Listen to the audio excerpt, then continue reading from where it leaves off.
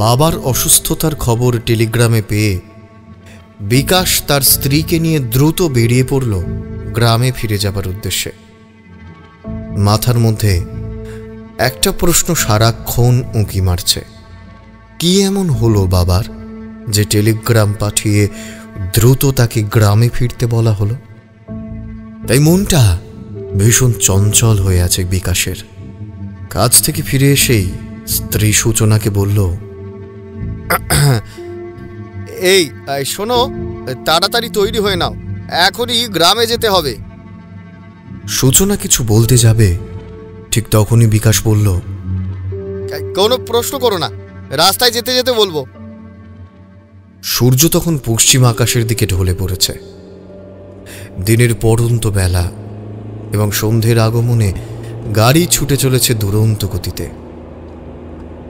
শহরের কোলাহল ছেড়ে অনেকটা দূরে চলে এসেছে তারা। জানালার কাঁচ খুলে রেখেছে সূচনা।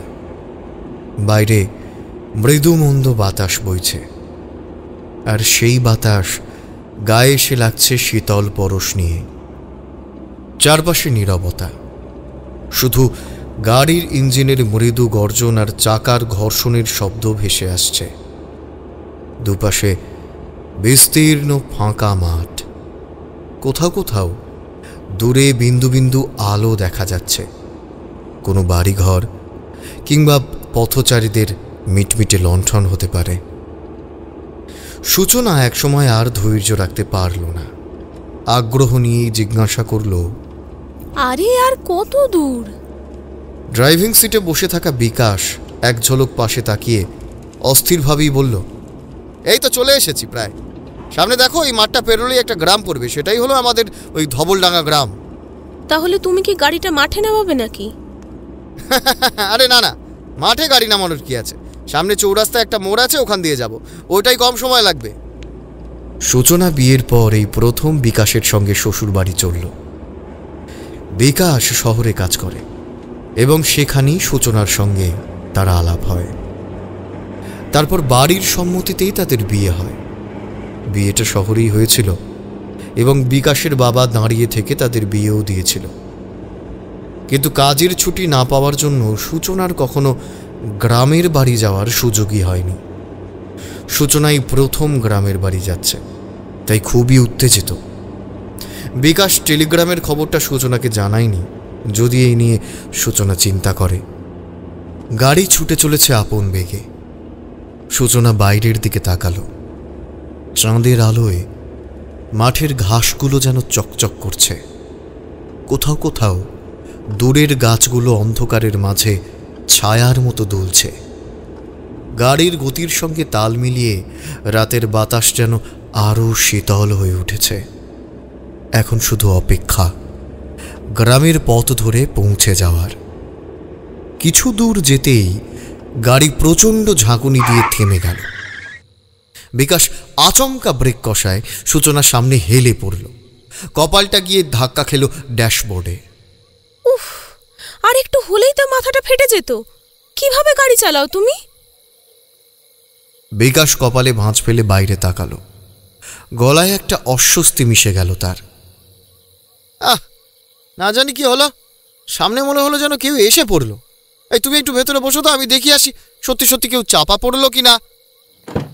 বিকাশ দরজা খুলে বাইরে নামল। চারপাশে একবার চোখ বোলালো। নিস্তব্ধ নির্জন রাস্তা।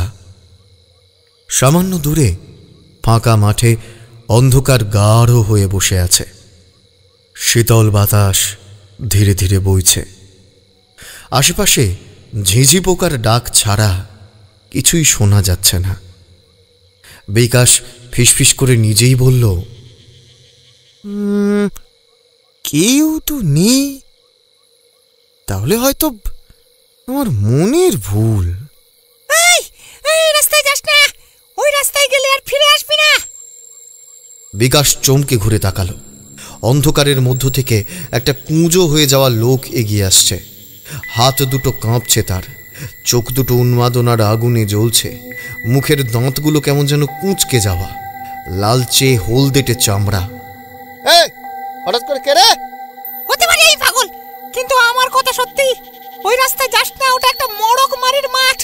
ওই পথে যে যায় সে আর ফিরে আসে না। ওই পথে যাবি না বলছি, ফিরে আসবি না। গাড়ির ভেতর থেকে সূচনা দরজা খুলে মাথা বের করে বলল, কি হয়েছে? কার সাথে কথা বলছো তুমি? চলো, সামনে তো কেউ নেই। বিকাশ কেমন যেন অস্পষ্ট অনুভব করল। সূচনা কি সত্যিই দেখছে না লোকটাকে? তার কণ্ঠ কিছুটা কেঁপে গেল। আমার আমার সামনে কেউ নেই? কি কি বলছো তুমি? কই না তো। তুমি কি আমাকে ভয় দেখাচ্ছ? বিকাশ এবার পাগলাটে লোকটার দিকে তাকালো। লোকটা তখনও আঙুল উঁচিয়ে হ্যাঁচকা গলায় বলে চলেছে, এই রাস্তায় যাস না, ওই রাস্তায় গেলে আর ফিরে আসবি না। বাদ দাও সব। বিকাশ বিরক্ত হয়ে গাড়ির দিকে হাঁটা দিল। একটা পাগল মানুষ কি সব বাজে বাজে কথা বলছে। হ্যাঁ, গাড়িতে উঠে দরজা লাগিয়ে দিল বিকাশ। সূচনা বলল, একটা অদ্ভুত অস্বস্তি লাগছে এখন, জানো? এসব শুনতে ভালো লাগছে না। চলো এখান থেকে যত তাড়াতাড়ি সম্ভব। বিকাশ আর সময় নষ্ট করল না। চাবি ঘুরিয়ে গাড়ি স্টার্ট করলো, সামনে এগোতে লাগলো। বাঁদিকে রাস্তা ধরে কিছুটা দূরে যেতেই হঠাৎ পেছন থেকে একটা বিকট চিৎকার ভেসে এলো। যেন মানুষের নয়, যেন বাতাস কেঁপে উঠল সেই চিৎকারে। মুহূর্তেই চারপাশটা যেন অন্ধকারে ঢেকে গেল। সূচনা ভয়ানক চমকে উঠে বিকাশের হাত ধরল। এই বিকাশ, এ কি? সামনে দেখো। বিকাশ সামনের দিকে তাকাতেই বুকের ভেতর শীতল স্রোত বয়ে যেতে লাগলো। রাস্তার মাঝে অন্ধকারের ভেতর কেউ দাঁড়িয়ে আছে।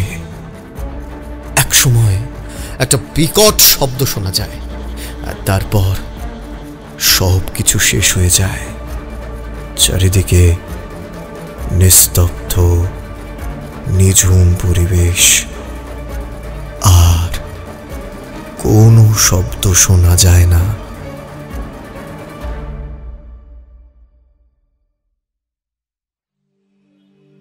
আজ অফিস থেকে তাড়াতাড়ি বেরিয়ে পড়েছে। উদ্দেশ্য একটাই, তারানাথ জ্যোতিষীর বাড়ি যাব। রাস্তায় হাঁটতে হাঁটতে অনুভব করলাম আজকের দিনটা যেন একটু অন্যরকম। আসলে শীতের আমেজ আর নেই, বাতাসে লেগেছে বসন্তের ছোঁয়া। শীত তার বিদায়ী সুর গেয়ে মিলিয়ে গেছে, বসন্ত তার ছোঁয়া ছড়াতে শুরু করেছে চারদিকে। পলাশ ফুলের লাল রঙে রাস্তার ধুলোমাখা শহরটাও যেন নতুন সাজে সেজে উঠেছে। বাতাসে হালকা গরম ভাব, কিন্তু তারই মাঝে কোথাও কোথাও দক্ষিণা বাতাস এসে একটা শীতল পরশ দিয়ে যাচ্ছে।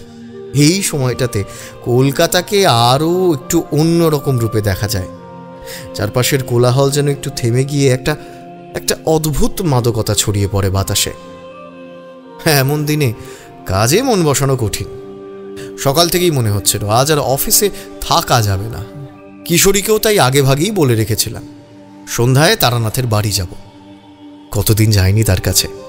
অফিসের কাজের চাপে মাঝে মাঝে ভুলেই যায় যে এ শহরে এখনও এমন একজন মানুষ আছেন যিনি শুধু আমাদের গল্প শোনান না, বরং এমন কিছু সত্যের পর্দা উন্মোচন করেন যা আমরা স্বপ্নেও ভাবতে পারি না।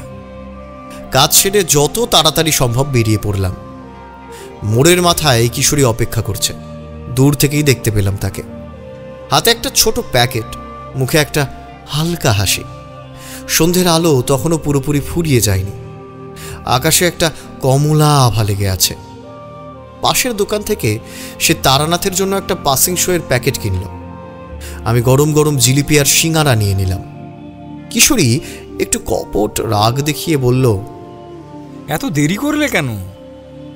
আমি হাসলাম, তারপর বললাম, আরে অফিস থেকে পালিয়ে আসতে একটু সময় লাগবে না ভাই। পালিয়ে আসোনি, তুমি দেরি করেছো। আমি আর কিছু বললাম না। দুজনে পাশাপাশি হাঁটতে লাগলাম। কলকাতার বিকেলটা যেন একটু অন্যরকম। ফুটপাতে চায়ের দোকানে এখন বেশ ভিড়। কেউ নতুন কাগজ পড়ছে, কেউ এক কাপ চায়ে টান দিচ্ছে, আবার কেউ ব্যস্ত গলায় রাজনৈতিক আলোচনা করছে। রাস্তার ধুলো একটু একটু করে জমে আছে বাতাসে। দূর থেকে ট্রামের ঘন্টার শব্দ শুনতে পেলাম। তার সঙ্গে মিশে আছে বাসের ব্রেক কষার বিকট আওয়াজ। রাস্তায় গাড়ির লাইন, হর্নের শব্দ, আর তারই মাঝে বসন্তের বাতাস যেন একটুখানি শীতলতা এনে দিল। আমরা রাস্তা পেরিয়ে একটু নির্জন গলির দিকে এগোলাম। এখানকার পরিবেশটা অনেকটাই অন্যরকম, চুপচাপ, অনেক পুরনো বাড়ির সারি, যেখানে সন্ধ্যার পর আলো খুব একটা জ্বলে না। গলির ভেতর ঢুকে পড়তেই যেন এক অন্য জগতে চলে এলাম। তারানাথের বাড়ির সামনে এসে দাঁড়ালাম। কাঠের পুরনো দরজা, জানালায় জং ধরা গ্রিল, বাড়ির উপরে কোথাও একটা বাদুড় ঝুলে আছে। সবকিছু একই রকম আছে, কেবল সময়টুকুই যেন একটু বদলে গেছে। আমি দরজায় কড়া নাড়লাম। কয়েক সেকেন্ড নীরবতা, গম্ভীর কণ্ঠস্বর ভেসে এলো। তোমরা এসে গেছো? এসো এসো, আমি তোমাদের জন্যই অপেক্ষা করছিলাম। আমি আর কিশোরী একে অপরের দিকে তাকালাম। আমাদের বিস্মিত চোখ দেখেই তারানাথ হয়তো মৃদু হেসেছিলেন, কারণ এটাই তো তার স্বভাব। যেন তিনি সবকিছু আগেই জানেন, আর প্রতিবারের মতো আমাদের আশাটাও যেন পূর্ব নির্ধারিতই ছিল তার কাছে। বাড়ির ভেতরে ঢুকে পড়লাম। তারানাথ সেই পুরনো রকমের কুঁচকানো চাদর গায়ে চাপিয়ে বসে আছেন। চোখে মুখে একটা অদ্ভুত দীপ্তি। ঘরের এক কোণায় হ্যারিকেন জ্বলছে, আর টেবিলের ওপর রাখা তামাকের বাক্সটা থেকে বেরোচ্ছে মৃদু গন্ধ। ঘরের বাতাস ভারী লাগলো। সিলিংয়ের কাঠের বিমগুলোর গায়ে ধুলোর আস্তরণ পড়েছে। জানালার পর্দায় সযত্নে সময়ের ছাপ পড়েছে। তারানাথ আমাদের দিকে তাকিয়ে আছেন, চোখে এক রহস্যময় হাসি। কেমন আছেন ঠাকুরমশাই? আমি বললাম। তিনি আমার দিকে তাকিয়ে বললেন, ভালো আছি, কিন্তু তোমরা অনেক দিন বাদে এলে। এই কলকাতা বুঝি তোমাদের এতটা ব্যস্ত করে রেখেছে? ব্যস্ততা তো আছেই, কিন্তু আজ এসেছি, আর আমরা এসেছি মানে কোনো গল্প তো হবেই, তাই না? তারানাথ গভীর দৃষ্টিতে আমাদের দিকে দেখলেন, তারপর ধীরে ধীরে বললেন, গল্প নাকি সত্য? যেটাকে তোমরা গল্প বলে ভাবো, তার কতটা সত্যি তা জানো কি? আমি আর কিশোরী একসঙ্গে মাথা নাড়লাম। ধোঁয়ার কুণ্ডলি ঘরের অন্ধকারে মিলিয়ে যেতে লাগলো। এক মুহূর্ত নীরবতা। বাইরে থেকে রাতের বাতাস এসে পর্দাটা একটু উড়িয়ে দিল। তারপর তারানাথ নিচু স্বরে বললেন, শোনো, আজ যা বলবো তা শুধু গল্প নয়, সত্যি ঘটনা। তবে শোনার পর তোমাদের মনে হতে পারে এটা গল্পের চেয়েও ভয়ঙ্কর। তার গলায় একটা গাম্ভীর্য, চোখের দৃষ্টিতে যেন এক অদ্ভুত রকম আলো। চুরুটের ধোঁয়ায় তার মুখের রেখাগুলো আরো গভীর হয়ে উঠল। কিশোরী আমার দিকে তাকালো, চোখে একরকম কৌতূহল আর আতঙ্কের মিশ্র অনুভূতি। আমি নিঃশ্বাস ফেললাম। মনে মনে ভাবলাম, আজ আবার নতুন একটা রহস্যের পর্দা উন্মোচন হতে চলেছে। আমরা নিঃশ্বাস আটকে ঠাকুরমশাইয়ের মুখের দিকে তাকিয়ে থাকলাম। গল্প শুরু হলো। আজ থেকে প্রায় কয়েক বছর আগের ঘটনা। তখন আমার বাজার খুব ভালো ছিল। মঠ লেনের এই বাড়িটিতে প্রায় সময় আমাকে কাজের সূত্রে নানা জায়গায় যেতে হতো। তাছাড়া বয়স তখনও কম ছিল, তাই যে যখন যেখানে ডাকতো সহজে যেতে পারতাম। বুঝতেই পারছো, কম বয়স, তারপর জানার প্রবণতাটা আমার বরাবরই একটু বেশি ছিল। আর বিভিন্ন রহস্যজনক ঘটনার মাধ্যমে যে অনেক কিছু শেখা যায় সেটা আমি জানতাম। তাই যেখানে রহস্যের গন্ধ পেতাম সেখানেই ছুটে চলে যেতাম। ঠিক সেই রকমই একদিন আমি সন্ধেবেলার আলো আঁধারিতে বৈঠকখানার ঘরে বসে কাজ করছিলাম। কাজ বলতে এই বইপত্র গোছানো, পুরনো পাণ্ডুলিপি পড়া, আর মাঝে মাঝে শিষ্যদের প্রশ্নের উত্তর দেওয়া। সেদিন জোনাচারেক শিষ্য ঘরে ছিল। ঘরের কোণে রাখা কুপির টিমটিমে আলোয় ছায়াগুলো যেন আরো গাঢ় হয়ে উঠেছিল। বাইরে হালকা বাতাস বইছিল, আর তার সঙ্গে মিলেমিশে আসছিল দূরের কোনো বাঁশির করুণ সুর। হঠাৎ দরজায় একটা টোকা পড়ল। টোকা ঠিক নয়, যেন উদ্গ্রীব আঘাত। আমি একটু চমকে গিয়ে বললাম, কে? ভেতরে আসুন, দরজা খোলা আছে। দরজা আস্তে করে খুলে গেল। আলো আঁধারের মধ্যে এক মাঝবয়সী ভদ্রলোককে দাঁড়িয়ে থাকতে দেখলাম। বয়স এই 50-55 হবে। শরীরে ধুলো মাখা ধুতি, কাঁধে একটা গামছা, মুখে কাঁচা পাকা খোঁচা খোঁচা দাড়ি। তারই সঙ্গে মুখের মধ্যে ফুটে উঠেছে ক্লান্তির ছাপ। চোখ দুটো আতঙ্কে বড় হয়ে আছে। মনে হলো যেন বহুক্ষণ ধরে দৌড়েছেন বা কোনো তীব্র মানসিক দোলাচলে আছেন। ভেতরে এসে উনি সোজা মাটিতে বসে পড়লেন আর হাঁপাতে লাগলেন। আমি এক গ্লাস জল এগিয়ে দিলাম। উনি কাঁপতে কাঁপতে জল খেলেন। তারপর হাত জোড় করে বললেন, ঠাকুর মশাই, আমাদের ধবলডাঙ্গা গ্রামটাকে রক্ষা করুন। আমরা খুব বড় বিপদের মধ্যে পড়েছি। আপনি যদি সাহায্য না করেন তাহলে পুরো গ্রাম ধ্বংস হয়ে যাবে। আমি অবাক হলাম। গ্রাম ধ্বংস হয়ে যাবে মানেটা কি? আমি আস্তে করে বললাম, শান্ত হন, শান্ত হন। কি হয়েছে বলুন? কোন বিপদের কথা বলছেন আপনি? আমার নাম রমেশ মণ্ডল। আমি ধবলডাঙ্গার বাসিন্দা। আমাদের গ্রামটা ছোট, বেশি লোকজন থাকে না। তাদের মধ্যে বেশিরভাগ মানুষই চাষবাস করে দিন চালায়। কিন্তু গত কয়েক মাস ধরে কিছু ভয়ঙ্কর ঘটনা ঘটছে। প্রথমে গরু বাছুর উধাও হতে লাগলো। তারপর একদিন কয়েকজন গ্রামবাসী দিনের বেলায় জঙ্গলের দিকে গিয়েছিল কাঠ কাটতে, কিন্তু তারাও আর ফিরে আসেনি। এছাড়াও সন্ধে নামার পরই পুরো গ্রামটা যেন নিস্তব্ধ হয়ে যেত। জঙ্গলের ভেতর থেকে নানা রকম শব্দ শোনা যেত। কখনো জোরালো চিৎকার, কখনো কান্নার শব্দ, অথবা কখনো হুঙ্কারের। আমি চুপ করে শুনছিলাম রমেশবাবুর কথাগুলো। তারপর উনি বললেন, ওই ঘটনার 3 দিন পর একজন রাখাল ছেলে গাছতলায় মরে পড়েছিল। তার মুখটা বিকৃত হয়ে গেছিল। চোখ দুটো এই কোটরের বাইরে বেরিয়ে এসেছিল, যেন কেউ গলা চেপে ধরে শ্বাস রোধ করেছে। এমন মৃত্যু খুব স্বাভাবিক কিছু নয়। এরপর কি ঘটল বলুন? আমরা প্রথমে ভেবেছিলাম হয়তো কোনো বন্য জন্তুর কাজ, বাঘ ভাল্লুক বা এরকম কিছু হবে। কিন্তু তারপর যা ঘটল সেটা আমাদের ঘুম কেড়ে নিয়েছে। কি ঘটল? গতকাল রাতে গ্রামে একটা ঝড় উঠল। অদ্ভুত এক ঝড়। গাছের পাতা নড়ল না, অথচ শীতল বাতাস সারা গ্রামে ছড়িয়ে পড়ল। আর সেই হাওয়ার মধ্যে আমরা শুনতে পেলাম কারা যেন কান্নাকাটি করছে, কেউ আবার হাসছে।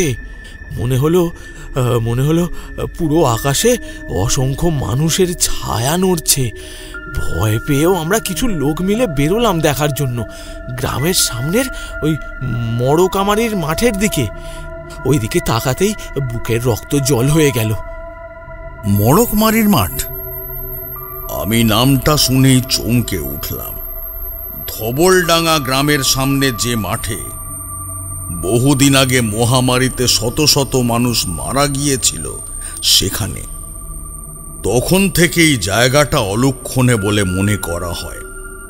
দিনের বেলা সাধারণ মানুষ ওদিক মারায় না, রাতের কথা তো বাদই দিলাম। হ্যাঁ ঠাকুর মশাই, ঠিক বলেছেন, মড়কামারির মাঠের মাঝখানে। আমি অপেক্ষা করলাম পরের কথার জন্য। মাঠের ঠিক মাঝখানে একটা বিশাল ছায়ামূর্তি দাঁড়িয়েছিল, মানুষের চেহারা, কিন্তু অত বড় কেউ হয় না। ও বাবা, তার লম্বা হাত, মুখটা কালো, চোখ দুটো জল জল করছিল আগুনের মতো। সে আমাদের দিকে তাকিয়ে হাসছিল। ঠাকুর মশাই, হাসিটা এমন ভয়ঙ্কর ছিল যে আমার হাত পা একেবারে ঠান্ডা হয়ে গেছিল। কেউ কিছু বলার আগে সে বাতাসের সাথে মিলিয়ে গেল। বাবারে, কিন্তু যাওয়ার আগে এমন একটা চিৎকার করলো যেন পুরো ধবলডাঙ্গা গ্রামটা কেঁপে উঠল। মন্দিরের ঘণ্টাগুলো এমনিতেই বাজতে শুরু করলো। তারপর হঠাৎই আমাদের চোখের সামনে হরি কাকা মাটিতে লুটিয়ে পড়লেন। আমরা ব্যাপারটা কিছুই বুঝতে পারলাম না। আমরা সকলে ওর মুখের দিকে চেয়ে রইলাম, কিন্তু হঠাৎ কি করে কি যেন একটা ঘটে গেল। আমরা লক্ষ্য করলাম হরি কাকার চোখ মুখের চেহারা যেন পাল্টে যাচ্ছে। তারপর যা ঘটল তা অবিশ্বাস্য। তারপর আমি আর অপেক্ষা করতে পারছিলাম না। কি এমন ঘটল? তারপর আমাদের গ্রামের প্রধান হরিহর কাকাবাবু আচমকায় উঠে দাঁড়িয়ে বলতে লাগলেন, সে ফিরে এসেছে, সে আমাদের শেষ করে দেবে, পালাও পালাও এখান থেকে। তারপর উনি মাটিতে লুটিয়ে পড়লেন, আর উঠলেন না। আমরা সকলে ধরাধরি করে হরিহর কাকাকে আমাদের গ্রামের যে ছোট ওই স্বাস্থ্য কেন্দ্র আছে সেখানে নিয়ে গেলাম। তারপর হরিহর কাকার একমাত্র ছেলে বিকাশকে তার বাবার অবস্থা জানিয়ে একটা টেলিগ্রাম করলাম। বিকাশ তো গ্রামে থাকে না, বউকে নিয়ে শহরে থাকে। বাবার অসুস্থতার খবর পেয়ে বিকাশ বউকে নিয়ে গ্রামে আসছিল, কিন্তু গ্রামে ঢোকার মুখেই ভয়ঙ্কর এক ঘটনা ঘটে যায়। আমরা খবর পেয়ে যখন দেখতে যাই তখন দেখি মোরকমারি মাঠের মাঝখানে বিকাশ এবং তার বউয়ের মৃতদেহখানা পড়ে আছে। এত ভয়ঙ্কর অবস্থায় পড়েছিল দেখে মনে হচ্ছিল তাদের শরীর থেকে কেউ মাংসপিণ্ডগুলো যেন খুবলে খুবলে তুলে নিয়েছে। চোখে একটা ভয়ঙ্কর ভয়ের ছাপ, মুখগুলো কেমন যেন ফ্যাকাশে হয়ে গেছিল। আজ এমনই অবস্থা, হরিহর কাকার মুখ আগ্নি করার মতো কেউ রইল না। পুরো পরিবারটাই যেন শেষ হয়ে গেল। এভাবে গ্রামের এক একটা পরিবার যেন এভাবেই মৃত্যুর কোলে ঢলে পড়ছে। তবে মারা যাওয়ার আগে হরিহর কাকা আপনার নাম করেছিল এবং আপনাকে খবরটা দিতে বলেছিল। তাই ওই ঘটনার পর সোজা আপনার কাছে ছুটে এসেছি ঠাকুরমশাই। এখন যা করার আপনি করুন। আমি চুপ করে বসে রইলাম। পুরো কাহিনী শুনে শরীরে একটা হিমেল স্রোত বয়ে গেল। রমেশবাবু কাঁদো কাঁদো গলায় বললেন, ঠাকুরমশাই, আমরা কার কাছে যাব? পুলিশে গেছি, ওরা হাসাহাসি করছে। ওঝা গুনিন ডেকেছি, তাতেও কোনো লাভ হয়নি। ওরাও ভয় পেয়ে পালিয়ে গেছে। আপনি আমাদের একমাত্র ভরসা, আপনি আমাদের গ্রামটাকে রক্ষা করুন।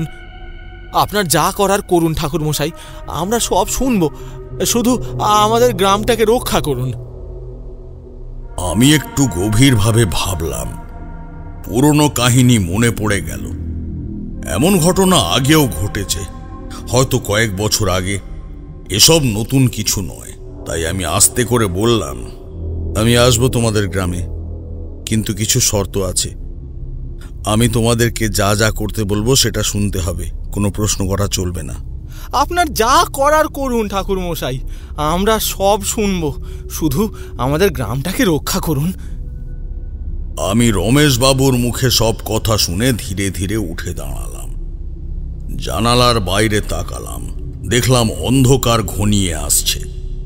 বাতাসে যেন একটা অদ্ভুত গন্ধ ভেসে আসছে, নোনা আর পচা গন্ধের মিশেল।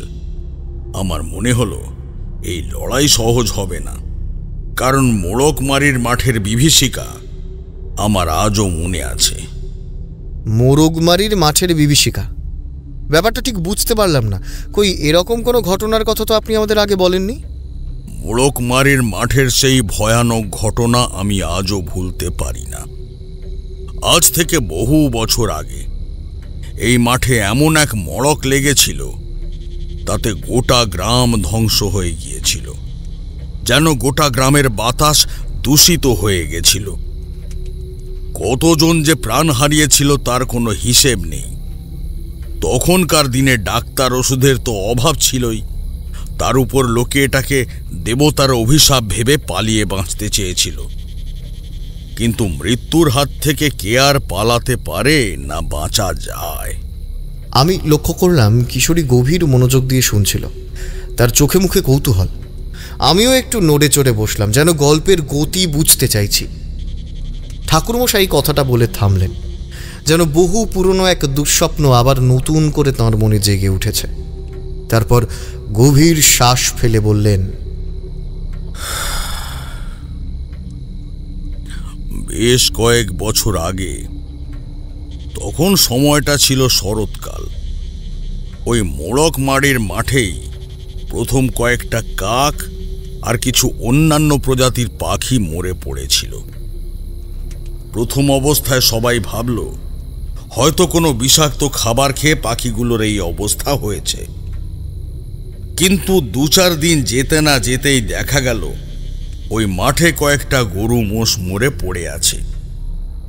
তখন লোক ভেবেছিল হয়তো খাবারে বিষ ছিল, বা হয়তো আগের দিন বজ্রপাতের ফলে কোনোভাবে মারা গেছে।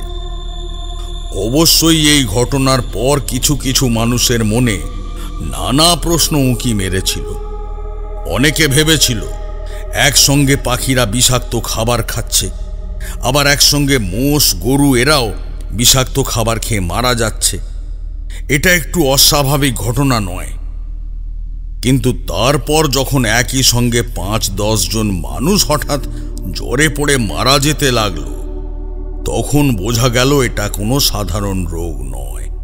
দেখতে দেখতে 1 সপ্তাহের মধ্যেই গ্রামের প্রায় অধিকাংশ মানুষই জ্বরে আক্রান্ত হয় এবং মারা যেতে লাগলো। এইভাবে গোটা গ্রাম প্রায় শ্মশানে পরিণত হলো।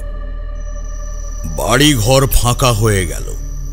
যে কজন মানুষজন বেঁচে ছিল তারাও বাড়ি ঘর ছেড়ে পালাতে শুরু করলো। আমি আর কিশোরী চোখাচোখি করলাম। ঠাকুরমশাই যেন আমাদের দৃষ্টি বুঝতে পেরে একটু হেসে বললেন, তোমরা ভাবছো যে লোকজন পালিয়ে গেলেই হয়তো বেঁচে যাবে, কিন্তু সে সুযোগও সবার ছিল না। তিনি একটু থেমে আবার শুরু করলেন। গ্রামের যে কজন পুরোহিত আর প্রবীণ ব্যক্তি ছিলেন তারা বললেন এ নিশ্চয়ই কোনো অভিশাপ, গ্রামের পাপের ফল। আবার কেউ কেউ বলল এটা হয়তো ব্রহ্মদৈত্যের অভিশাপ। কেউ বলল কোনো এক পুরনো শ্মশানের চিতা না নেভানোর কারণেই এই মহামারী, যা বাতাসে ভেসে বেড়াচ্ছে এবং মানুষজন মারা যাচ্ছে। যে যা পারল তাই করতে শুরু করলো। কেউ কেউ বাড়ির ঘরদোর পবিত্র করার জন্য বাড়ির চারপাশে গঙ্গা জল ছিটিয়ে দিল, যজ্ঞ করল। কত যে ওঝা গুণিন ডাকা হলো, কিন্তু কিছুতেই কিছু হলো না। দিনে দিনে যেন গ্রামটা মৃত্যুপুরীতে পরিণত হতে লাগলো। ঠাকুরমশাই এই পর্যন্ত বলে চুপচাপ হয়ে গেলেন। তারপর পকেট থেকে একটা পাসিং শোয়ের প্যাকেট বের করে সেখান থেকে একটা সিগারেট ধরিয়ে ধোঁয়া ছাড়তে ছাড়তে যেন অন্য জগতে তলিয়ে গেলেন। চোখে মুখে ফুটে উঠল একটা ভয়ঙ্কর অভিজ্ঞতার ছবি। তিনি এবার গম্ভীর গলায় বলতে শুরু করলেন, সবচেয়ে অদ্ভুত ঘটনা ঘটল ঠিক পূর্ণিমার রাতে। পুরো গ্রামটা যখন নিস্তব্ধ ছিল, তখন জঙ্গল থেকে বেরিয়ে এলো একটা ঘন অন্ধকার এবং পুরো গ্রামটাকে ঢেকে ফেলল। সেই রাতে কার যে মৃত্যু হবে কেউই জানতে পারত না। পরের দিন গ্রামের পাশে যে মাঠটা ছিল, সেই মাঠের ঠিক মাঝখানে একসঙ্গে 10 জনের মৃতদেহ পড়েছিল।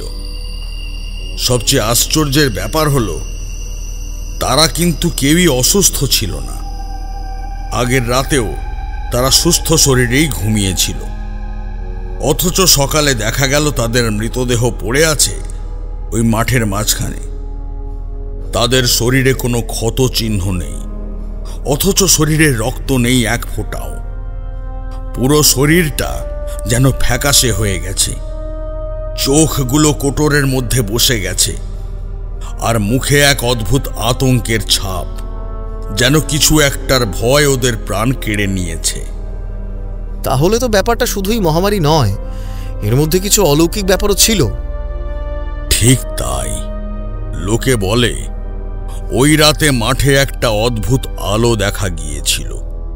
কেউ বলতো ওটা ছিল আগুনের গোলা, তো কেউ বলতো মশালের আলো। কিন্তু সবচেয়ে আশ্চর্যের ব্যাপার হলো যারা যারা সেই আলোটা দেখেছিল তারা কয়েকদিনের মধ্যেই নিখোঁজ হয়ে গেল। কেউই আর কোনোদিনও ফিরে আসেনি। আমি আর কিশোরী ঠাকুরমশাইয়ের মুখে এই কথা শুনে শিউরে উঠলাম।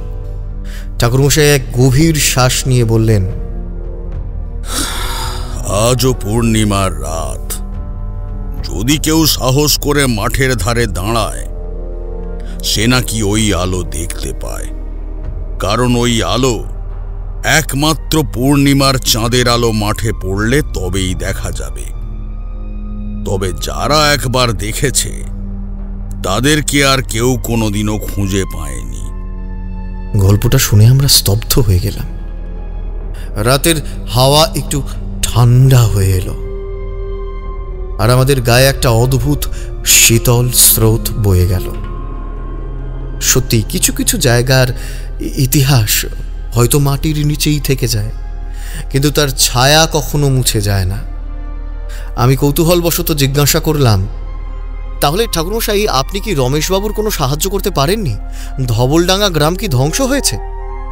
অনেকক্ষণ চুপচাপ থাকার পর ঠাকুরমশাই এবার জানালার দিকে এক দৃষ্টে তাকিয়েছিলেন। মনে হলো যেন ঠাকুরমশাই পৌঁছে গেছেন সেই ধবলডাঙ্গার গ্রামে।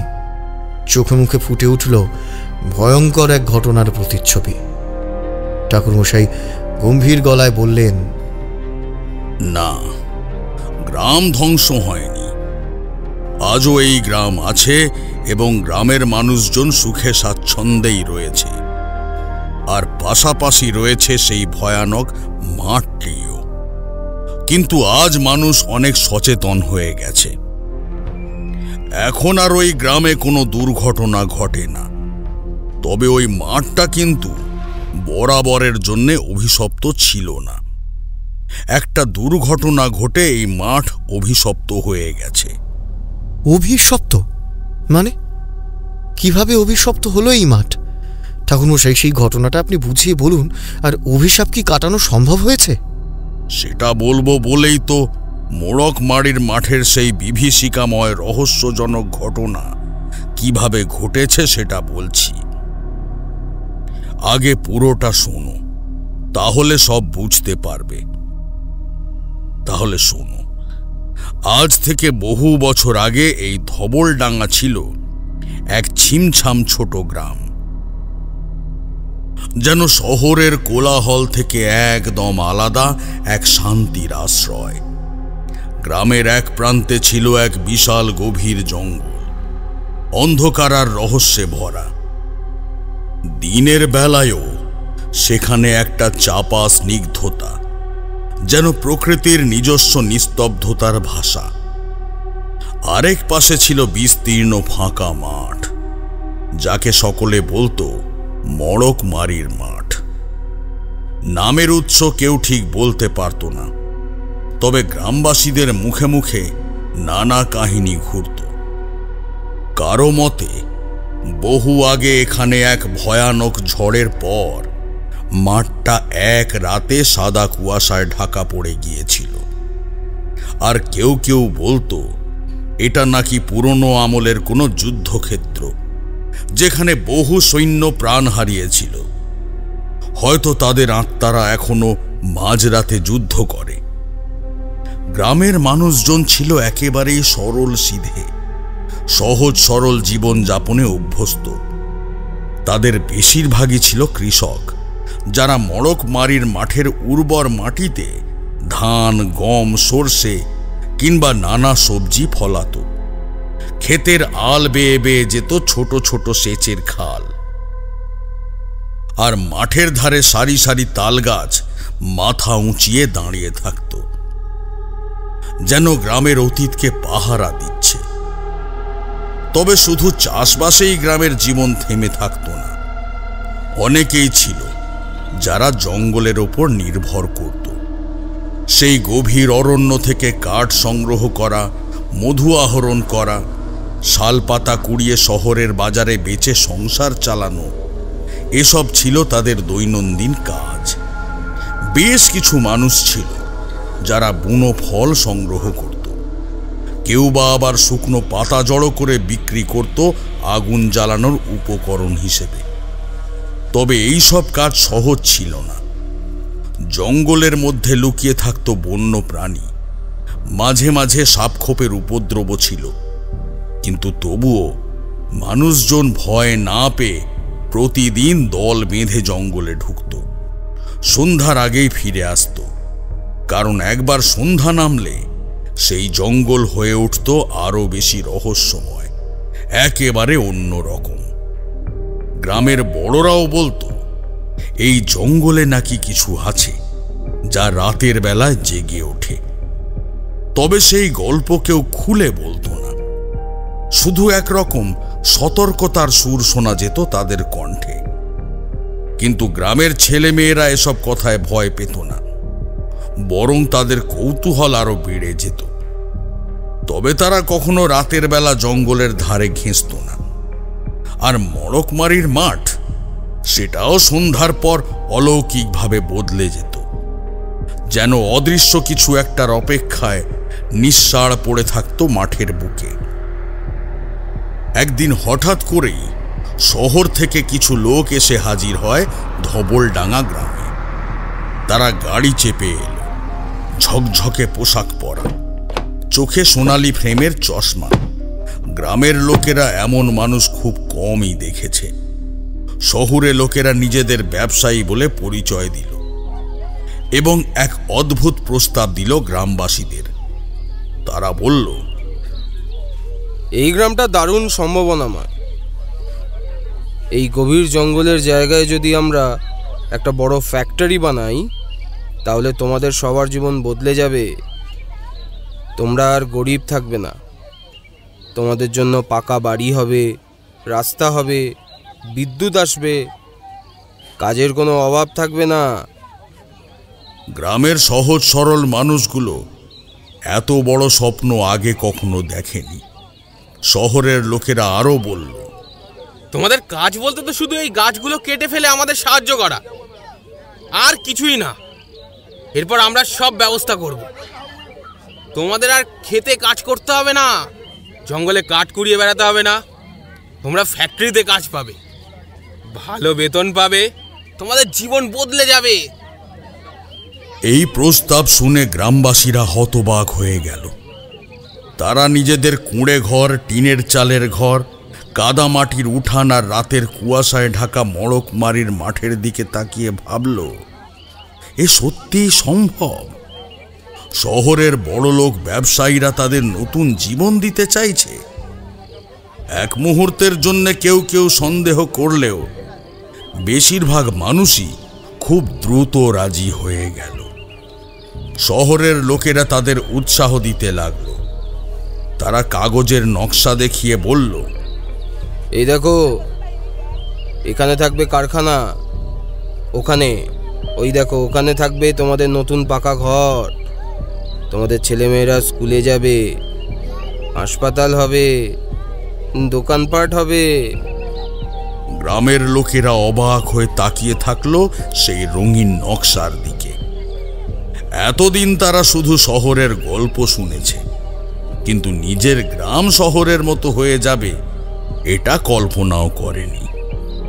কেউ কেউ তো মনে মনে ভাবতে লাগলো, এতদিন তারা যে জীবন কাটিয়েছে সেটা বুঝি ভুল ছিল। শহরের লোকেরা এত কিছু জানে, তারা মিথ্যে বলবে কেন? সেই রাতেই গ্রামের মানুষদের একদল প্রস্তুতি নিতে শুরু করলো। তারা লণ্ঠন জ্বালিয়ে নিজেদের পুরনো কুঠারগুলো বের করলো। কিছুজন নতুন দা ধার দিল। এমন সুযোগ জীবনে একবারই আসে, এটাই তাদের বিশ্বাস হয়ে গেল। পরদিন সকালে গ্রামের মানুষজন দল বেঁধে জঙ্গলের দিকে গেল, হাতে কুঠার, চোখে স্বপ্ন।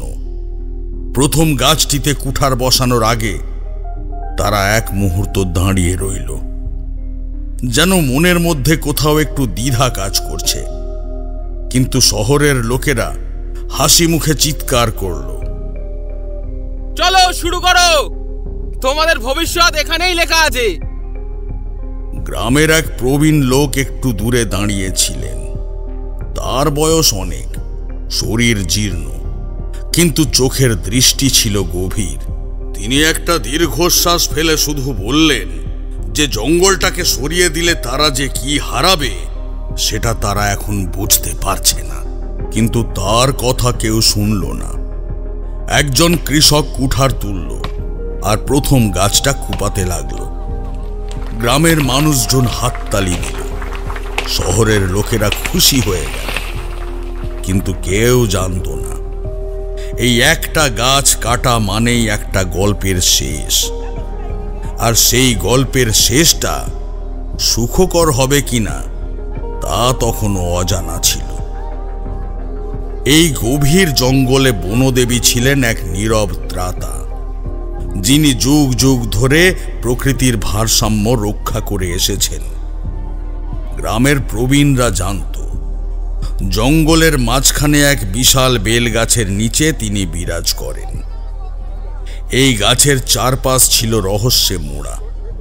তার নিচে দাঁড়ালে যেন একটা শীতল ছায়ায় সমস্ত ক্লান্তি মিলিয়ে যেত। আগে যখনই কেউ জঙ্গলে প্রবেশ করত, তারা বনদেবীর উদ্দেশ্যে ধূপ ধুনো জ্বালাত, বেলপাতা ও ফুল দিত, পায়েস বা বাতাসা নিবেদন করত। শিকারীরা বা কাঠুরেরা গাছ কাটার আগে সাষ্টাঙ্গে প্রণাম করত, অনুমতি চাইত। কেউ যদি অযথা গাছের ডাল ভাঙত, তাহলে তার শরীর অসুস্থ হয়ে যেত, জঙ্গলে পথ হারিয়ে ফেলত। তাই সবাই বনদেবীর নিয়ম মেনে চলত। কিন্তু সময় বদলেছে, মানুষ এখন আর সেই পুরনো বিশ্বাস ধরে রাখেনি। তারা নিজেদের স্বার্থ ছাড়া কিছুই দেখে না। সেই শহরের লোকেরা গ্রামবাসীদের লোভ দেখিয়ে জঙ্গল কাটার কাজে নামিয়েছে। স্বপ্নের পাকা ঘর, বড় রাস্তা, চাকরি, এসবের মোহে তারা ভুলে গেছে বনদেবীকে, ভুলে গেছে সেই প্রাচীন রীতি, যে রীতি তাদের এতদিন রক্ষা করেছিল। যে মুহূর্তে প্রথম গাছটিতে কুঠারের কোপ পড়ল, গোটা জঙ্গল যেন শিউরে উঠল। পাখিরা গাছের ডাল থেকে ভয় পেয়ে উড়ে গেল। শুকনো পাতাগুলো মাটিতে ঝরে পড়ল একসাথে। গাছ কাটার শব্দ একবার শুরু হবার পর থামল না। কুঠারের পর কুঠার, একটার পর একটা গাছ মাটিতে লুটিয়ে পড়তে লাগলো। এসবের মধ্যেও যেন একটা নিস্তব্ধ কান্নার সুর প্রত্যেকের কানে ভেসে এলো। যেন কেউ নীরবে কাঁদছে আর বলতে চাইছে, তারা বাঁচতে চায়, তাদেরকে যেন শেষ করে দেওয়া না হয়, তাদেরকে যেন বাঁচতে দেওয়া হয়। এই প্রকৃতির আলো, বাতাস, জল সবই তাদের অধিকার। তাদের কাছ থেকে এসব যেন কেড়ে নেওয়া না হয়। একটা যেন অন্যরকম অনুভূতি প্রত্যেকের মধ্যেই দেখা গেল, কিন্তু কেউই মুখে প্রকাশ করল না। হয়তো সবাই সেটা অনুভব করতে পেরেছিল, কিন্তু লোভ মানুষকে এতটাই স্বার্থপর করে দেয় যে মানুষ তখন তার নিজস্ব চেতনাটুকু হারিয়ে ফেলে। ফলে যে ভয়ঙ্কর পরিস্থিতির সৃষ্টি হয়, সেটাতে মানুষ বুঝতেও পারে না যে কিভাবে তারা তাদের মৃত্যুকে নিজের কাছে ডেকে আনছে।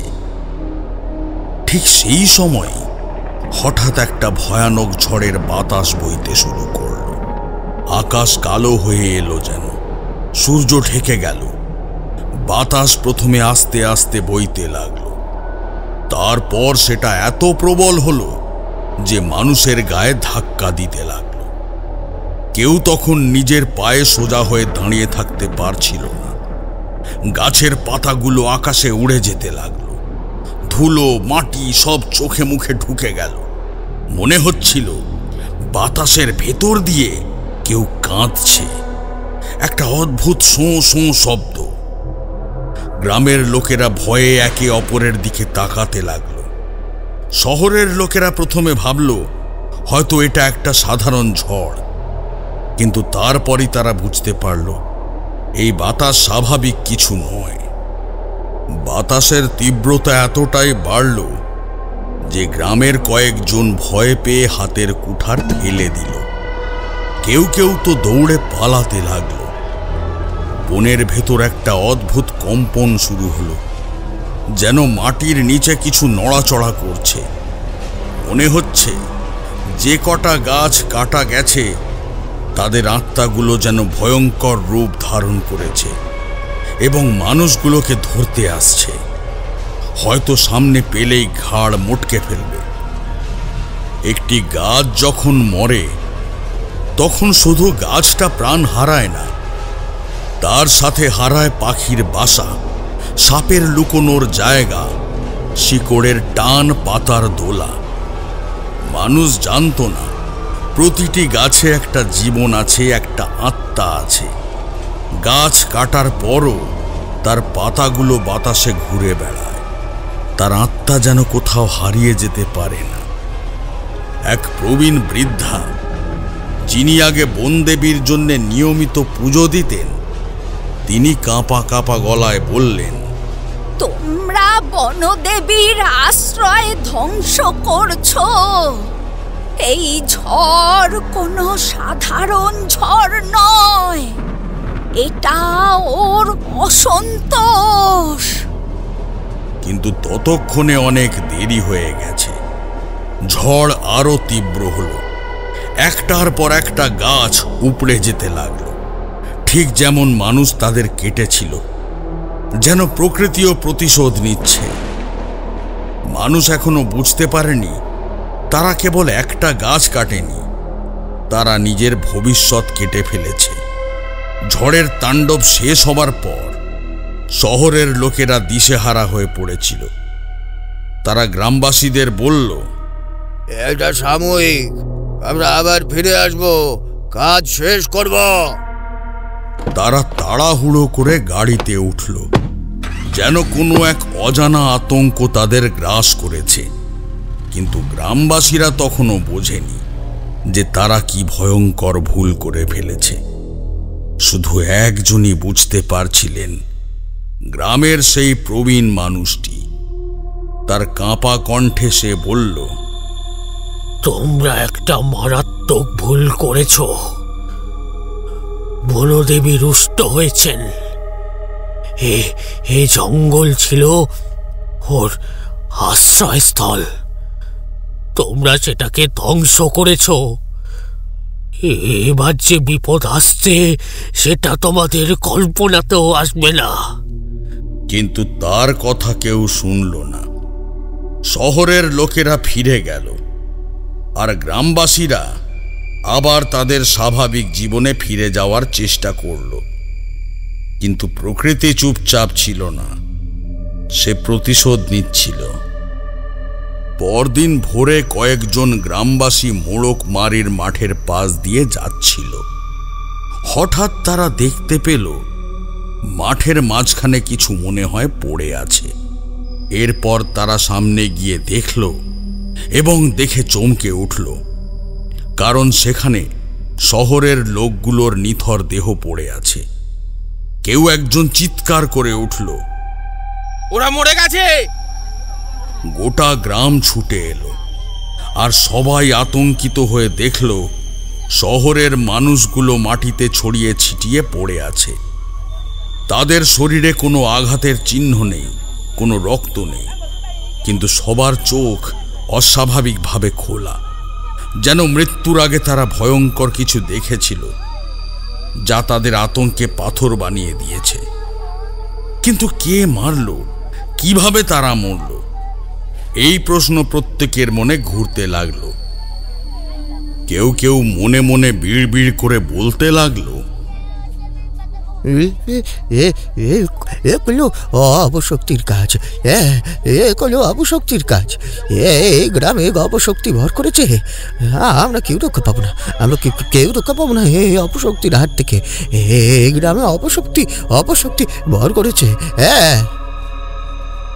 সকলের চোখে মুখে একটা গভীর ভয়াবহতার ছাপ ফুটে উঠল। সেই মুহূর্তে পুরো পরিবেশটা যেন নিস্তব্ধ হয়ে গেল, বাতাস যেন ভারী হয়ে উঠল। দূরের জঙ্গলটা যেন মোড়কমারির মাঠের এই ঘটনা দেখে নিস্তব্ধে হাসছে, ব্যঙ্গ করছে। মাথার উপর দিয়ে এক ঝাঁক চিল যেন তাদের কর্কশ গলায় ডাকতে শুরু করল। গ্রামের প্রবীণ মানুষটি শুধু গভীর দৃষ্টিতে মৃতদেহগুলোর দিকে তাকিয়ে বলল, এই মৃত্যুর কারণ কেউ জানবে না, কারণ এটা মানুষের কাজ নয়। বনদেবী সব কিছু শেষ করে দেবেন। এটা তার প্রথম সংকেত। গ্রামবাসীরা ভয় পেল, কিন্তু তখনও তারা পুরোপুরি বুঝতে পারেনি তাদের ওপর কি আসছে। লোকেদের মৃত্যুর পর থেকে এই গ্রামে অদ্ভুত ঘটনা ঘটতে শুরু করলো। প্রথমে জঙ্গল থেকে ভয়ঙ্কর শব্দ আসতে লাগলো, তারপর গর্জনের মতো ঘটনা। কখনো যেন কেউ ফিস ফিস করে ডাকছে, আবার কখনো হঠাৎ করেই কান ফাটানো একটা চিৎকার। সন্ধ্যার পর কেউ আর ঘর থেকে বেরোতে সাহস করত না। বাতাসও কেমন যেন একটা ভারী হয়ে গেছিল। বাতাসে ভেসে আসতো একটা পচা দুর্গন্ধ, যেন পুরো বাতাস দূষিত হয়ে গেছে। রাতের অন্ধকার বাড়ার সাথে সাথে জঙ্গল যেন আরো ভয়ঙ্কর রূপ ধারণ করল। মানুষজন কেউ বাইরে বেরোনোর সাহস করত না। সব সময় মনে হতো দুটো চোখ যেন তাদের দিকে তাকিয়ে আছে, তাদেরই গতিবিধি লক্ষ্য করছে। গ্রামের মানুষজন যেন একটা ভয় আর আতঙ্কে দিন কাটাতো। তারপর মোড়কমারির মাঠে এক রহস্যময় ছায়া ঘুরে বেড়াতে দেখা গেল। প্রথমে কিছু রাখাল ছেলেরা দেখল মাঠের মাঝখানে একটা বিশাল আকৃতির অন্ধকার মূর্তি হাঁটছে। তার মাথা ছিল না, হাত পা লম্বা, আর সে মাটিতে অদ্ভুতভাবে পায়ের ছাপ রেখে যাচ্ছিল। কেউ তার সামনে পড়লে শরীর অবশ হয়ে যেত, গলার শব্দ বেরোতো না। কিন্তু সবচেয়ে ভয়ঙ্কর ব্যাপারটা ঘটল কয়েকদিন পর। যে লোকটি প্রথম কুঠার হাতে তুলে নিয়েছিল, যে প্রথম বনদেবীর গাছ কাটতে গিয়েছিল, তার নাম ছিল ভুবন। এক রাতে সে তার বাড়িতে বসেছিল, তখন তার মনে হলো কেউ যেন তার জানালার পাশে দাঁড়িয়ে আছে। সে ধীরে ধীরে জানালার দিকে তাকাতেই দেখল একটা কালো ছায়া দাঁড়িয়ে আছে। চোখ নেই, মুখ নেই, শুধু অন্ধকার অস্তিত্ব। সে আতঙ্কে চিৎকার করে উঠল, কিন্তু মুহূর্তের মধ্যে ছায়াটি মিলিয়ে গেল। পরদিন সকালে গ্রামের লোকেরা শুনল ভুবনের মৃতদেহ পাওয়া গেছে জঙ্গলের গভীরে একটা বিশাল গাছের তলায়। তার চোখ খোলা, মুখ বিকৃত, আর তার চারপাশে ছড়িয়েছিল শুকনো পাতারা, যেন গাছটা তার প্রাণ কেড়ে নিয়েছে। গ্রামের সবাই তখন বুঝল এটা আর সাধারণ মৃত্যু নয়। বনদেবী সত্যি রুষ্ট হয়েছেন এবং তিনি প্রতিশোধ নিচ্ছেন। গ্রামের মানুষ ভয় আর আতঙ্কের মধ্যেই দিন কাটাচ্ছিল। দিনের আলোয়ও জঙ্গল ছিল এক অজানা বিভীষিকার জায়গা। আগে যেখানে মানুষ কাঠ কুড়োতে যেত, শিকার করত, এখন সেখানকার গাঢ় অন্ধকার যেন মানুষের প্রাণ শুষে নিচ্ছিল। রাতে জঙ্গল থেকে অদ্ভুত সব শব্দ ভেসে আসত, কখনো কান্নার মতো, কখনো কারো ফিসফিসানি, কখনো আবার গাছের পাতার ফাঁক দিয়ে নিঃশ্বাস ফেলার শব্দ।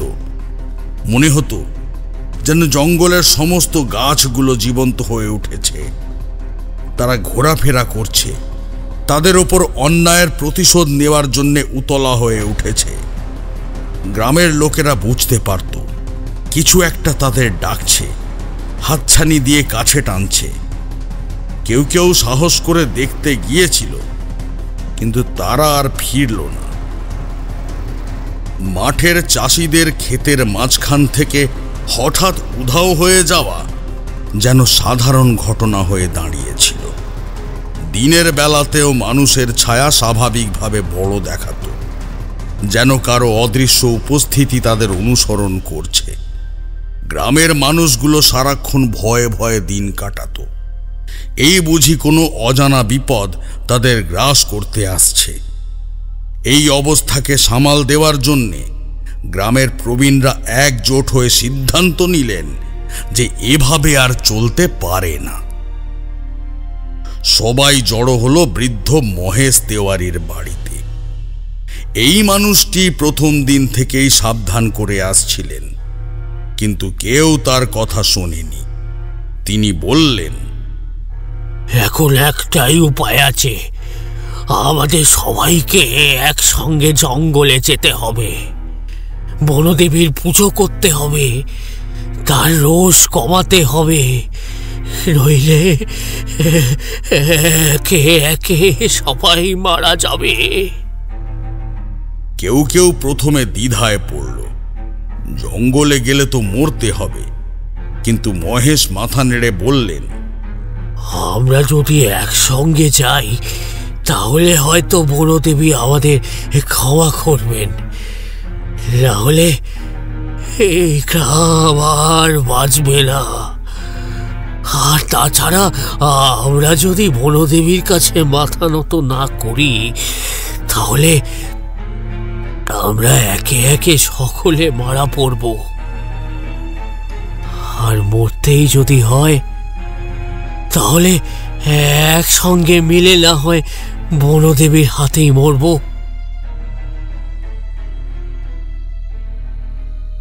সেদিন রাতে গ্রামের লোকেরা মশাল জ্বালিয়ে একসঙ্গে জঙ্গলের পথে নামল।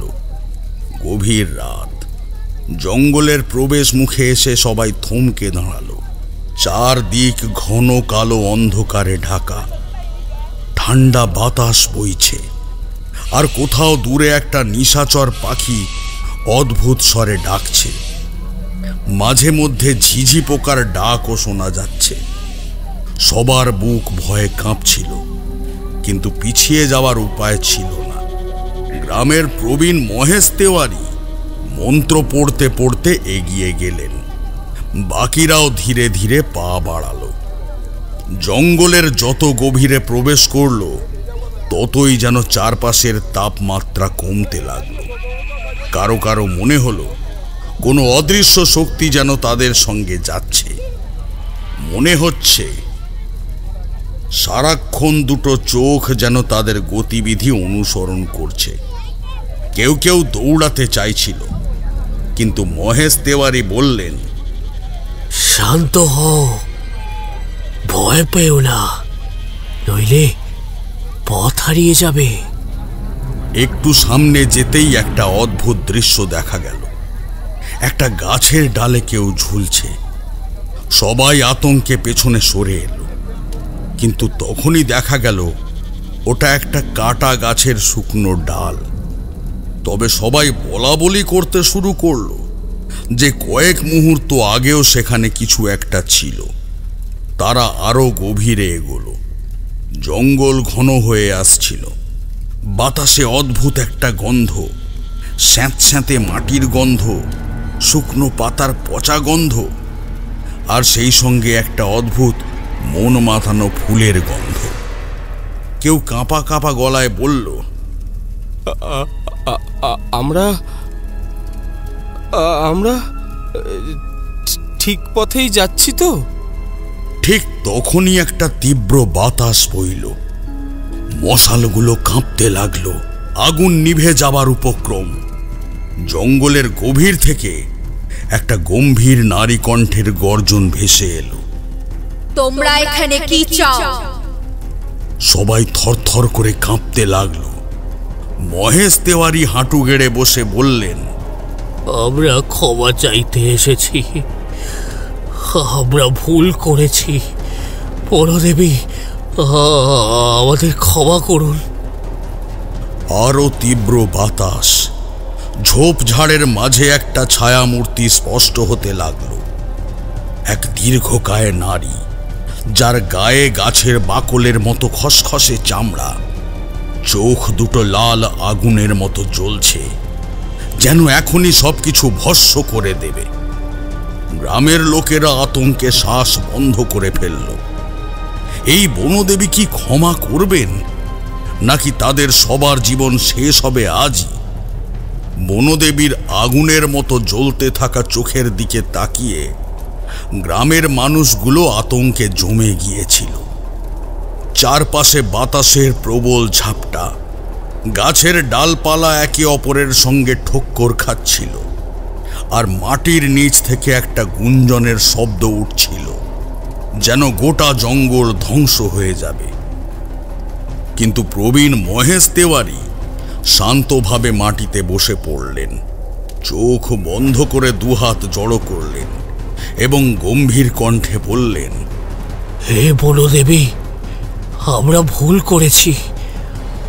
আমরা আপনার আশ্রয়স্থল নষ্ট করেছি। আমরা অপরাধী। কিন্তু আপনি মাতা, আপনি যদি না ক্ষমা করেন তবে কে করবে? আমাদের এই ক্ষুদ্র জীবন আপনার দয়ায় টিকে আছে। দয়া করুন, আমাদের রক্ষা করুন। গ্রামের বাকি লোকেরাও কাঁপতে কাঁপতে মাটিতে বসে পড়ল। কেউ কেউ তো কেঁদে ফেলল।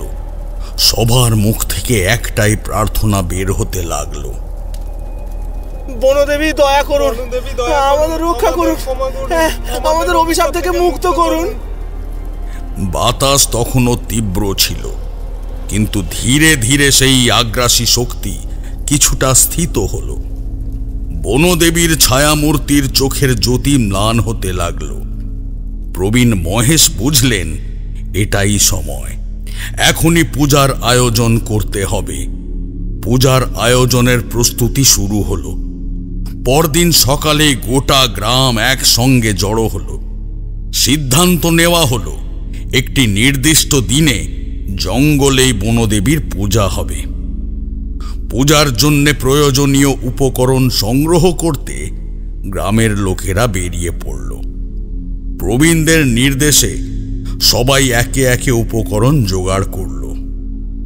পুজোর উপকরণগুলি হল বেলপাতা, যেটা বনদেবীর সবচেয়ে প্রিয়, গঙ্গা জল পূজা শুদ্ধ করতে, গোটা নারকেল দেবীর আশীর্বাদ পেতে, কাঁচা হলুদ, কুমকুম আর সিঁদুর দেবীর স্নেহের প্রতীক, ধূপ ও চন্দন পরিবেশ শুদ্ধ করতে, বনফুল বা জংলি ফুল বনদেবীর সন্তুষ্টির জন্য, ঘি ও ঘিয়ের প্রদীপ আলো ও শক্তির প্রতীক হিসেবে, মধু আর দুধ বনদেবীর প্রসাদ, পঞ্চশস্য ধান, গম, সর্ষে, মুগ, কলাই দেবীর পূর্ণতা প্রকাশে, আর কালো তিল দোষ মুক্তির জন্য। গ্রামের পুরোহিত ও প্রবীণরা বিধি মেনে স্নান করে শুদ্ধ বস্ত্র পরিধান করলেন। সবাই উপবাস রেখে সন্ধ্যা ঘনিয়ে আসার অপেক্ষায় রইল, কারণ বনদেবীর পূজা হবে রাতের প্রথম প্রহরে। যথাসময়ে সবাই জঙ্গলে প্রবেশ করল। পূজার স্থান নির্ধারিত হলো সেই প্রাচীন বেলগাছের নিচে, যেখানে বনদেবীর বাস বলে বিশ্বাস করা হয়। প্রথমে পুরোহিত একটি বিশেষ মন্ত্র উচ্চারণ করলেন, যা বনদেবীর আশীর্বাদ পাওয়ার জন্য বলা হয়। ওং হ্রিং বনদেবীয়ে স্বাহা, ওং ক্লিং বনদেবী নমঃ, ওং হ্রং হ্রিং বনেশ্বর্যায় ধূপ দীপ নৈবেদ্য স্বীকারায় স্বাহা। এরপর ধূপ দীপ জ্বালানো হলো।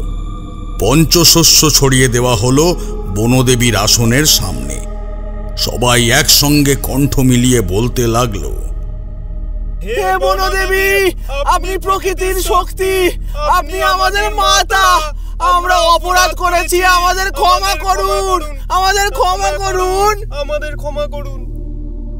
প্রবীণ মহেশ তেওয়ারি, যিনি এই পূজার নেতৃত্ব দিচ্ছিলেন, তিনি বনদেবীর উদ্দেশ্যে নারকেল ফাটিয়ে বললেন, যদি আমাদের ক্ষমা করেন তবে সংকেত দিন, আমরা বুঝতে পারবো। এরপর সবাই মাটি স্পর্শ করে বনদেবীর উদ্দেশ্যে নতজানু হয়ে কাতরভাবে ক্ষমা প্রার্থনা করল। পূজার মাঝপথে এক অলৌকিক ঘটনা ঘটল। জঙ্গলের মধ্যে হঠাৎই শীতল বাতাস বয়ে গেল। চারপাশের গাছের পাতারা নড়ল, আর বেল গাছের পাতা থেকে এক ফোঁটা জল গড়িয়ে পড়ল মাটিতে।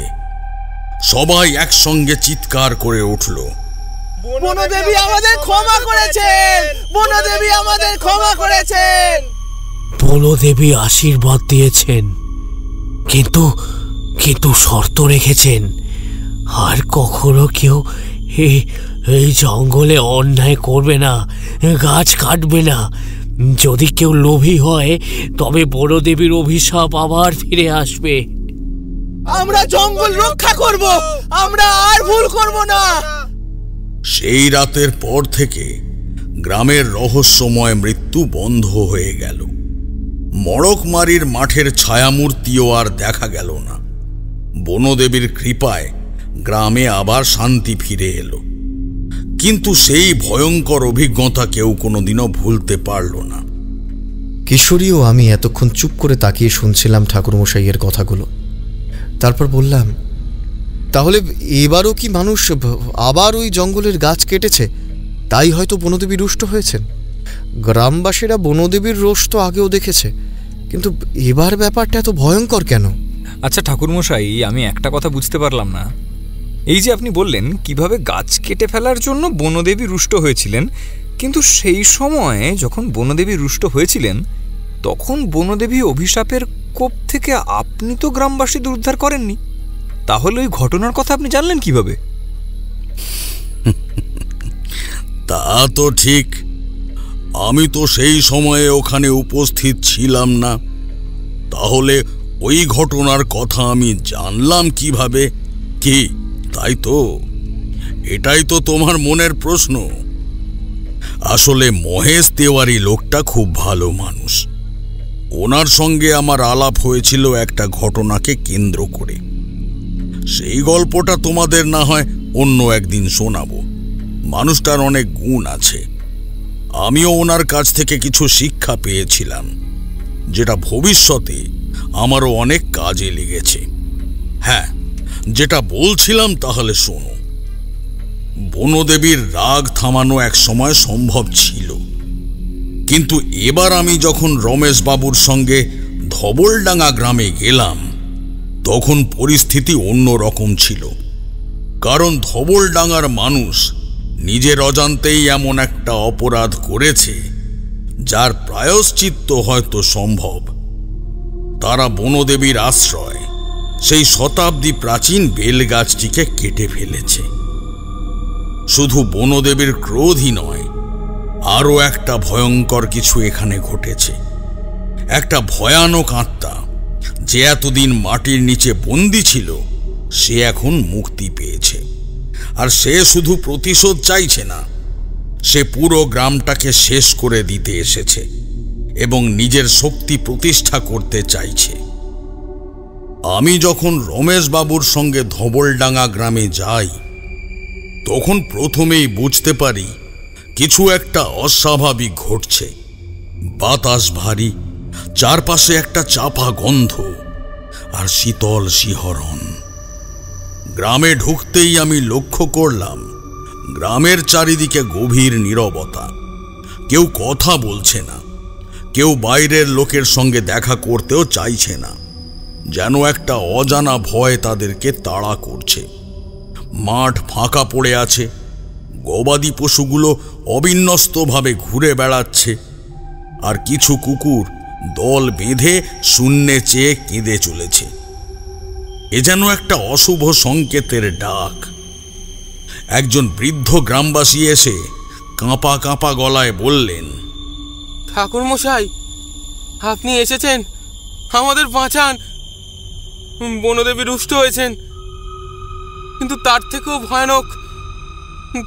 ভয়ানক কিছু এখন গ্রামে ঘুরে বেড়াচ্ছে। রাত হলে কোনো ঘরে আলো জ্বালানো যায় না, ঘরের আলোগুলো যেন নিজে নিজেই নিভে যায়। জঙ্গলের দিক থেকে একটা কালো ছায়া এসে পুরো গ্রামকে ঢেকে ফেলে। তখন শুধু কান্নার শব্দ শোনা যায়, আর সকাল হলেই দেখা যায় আবার একদল মানুষ উধাও হয়ে গেছে। মোড়কমারির মাঠে ছড়িয়ে থাকে চাপ চাপ রক্ত, আর সেই সঙ্গে মানুষের হাড় কঙ্কাল। তারপর কি হলো ঠাকুরমশাই? আর ওই ভদ্রলোক কি আপনাকে চিনত? উনি আমাকে চিনত কিনা সেটা আমি ঠিক বলতে পারবো না। হয়তো আমার নাম অন্য কারো মুখে শুনেছে, আর আমি যতদূর জানতে পেরেছি আমার মনে হয় উনি আমার কাছে রমেশবাবুকে পাঠিয়েছেন। যাই হোক, সেই রাতে আমি নিজেই দেখেছি সেই ভয়ঙ্কর দৃশ্য। রাত গভীর হতে না হতেই পুরো গ্রাম এক অদ্ভুত অন্ধকারে ঢেকে গেল। বাতাস থেমে গেল, কিন্তু কোথাও যেন একটা চাপা গুঞ্জন শোনা যাচ্ছিল। মনে হচ্ছিল অজস্র কণ্ঠস্বর একসঙ্গে ফিস ফিস করছে কোনো এক অজানা ভাষায়। আর মনে হচ্ছিল বাতাসের মধ্যে যেন ভেসে বেড়াচ্ছে অনেক অনেক ছায়ামূর্তি। আমি রমেশবাবুকে বললাম, আজ রাতের বেলায় আমি একবার মোড়কমারির মাঠের দিকে যাব। আপনি একাই যাবেন ঠাকুরমশাই? আমাকে সঙ্গে নিন, আমি আপনার সঙ্গে গেলে হয়তো যদি কোনো কাজে লাগতে পারি। না, আমার সঙ্গে তোমরা কেউ যাবে না, তবে আমি তোমাকে একটা জিনিস দিচ্ছি।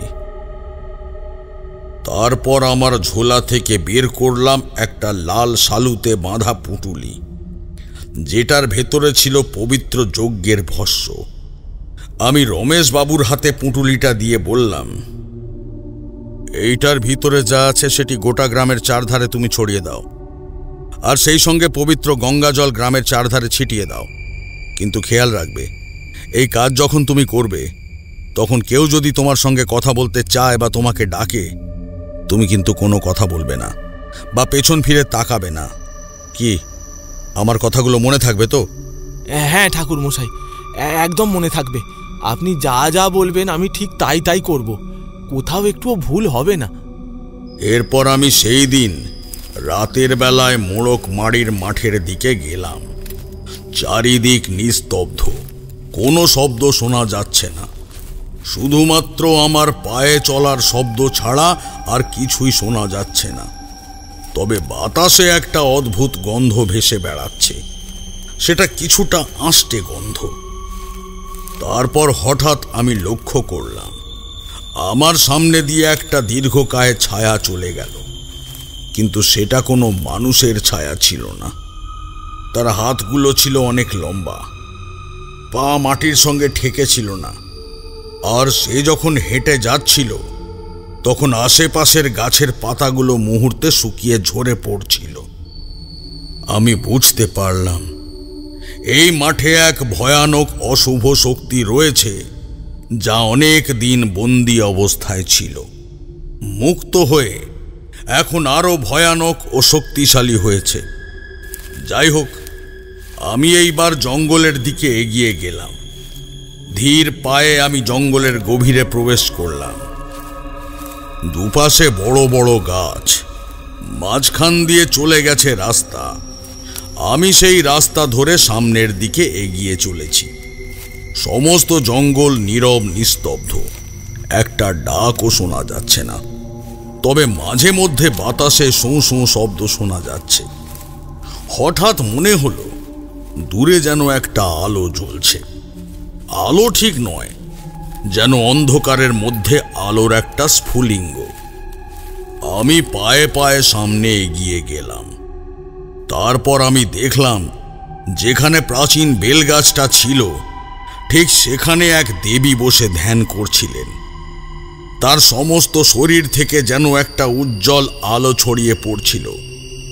ধ্যানের মধ্যেই উনি যেন প্রচণ্ড রেগে গিয়ে বললেন, তুই এখানে কেন এসেছিস তারানাথ?